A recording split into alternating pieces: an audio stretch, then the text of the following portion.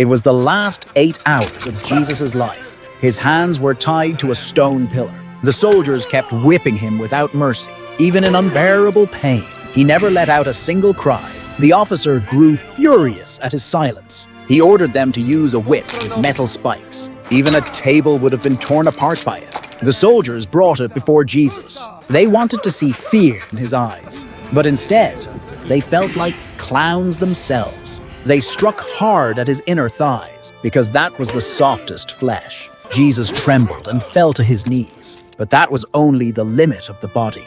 When everyone thought he would give up, he stood up again, trembling. The crowd that had cheered before slowly fell silent. They were moved by his unbroken will, but the soldiers felt insulted. They whipped him even harder until he collapsed unconscious and was dragged back to prison.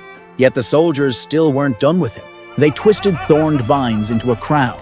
They forced it down onto his head. They wanted to mock his claim that he was the Son of God. But even then, Jesus never hated them. At that time, a senior officer learned that Jesus had done nothing wrong.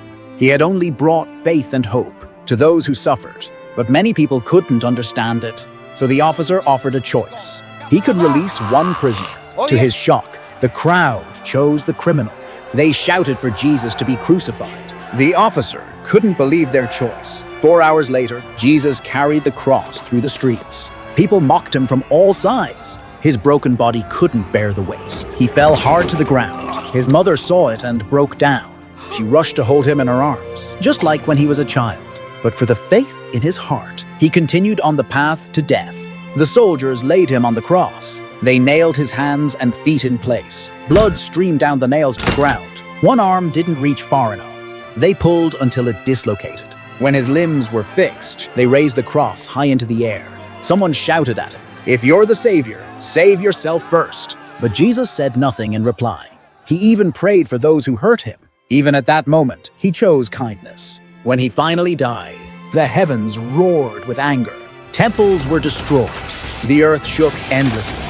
People were seized with fear at last. After all his suffering, Jesus entered heaven. His love would shine upon the world forever. And he hoped that when we face hardships, we would hold more kindness and gratitude in our hearts.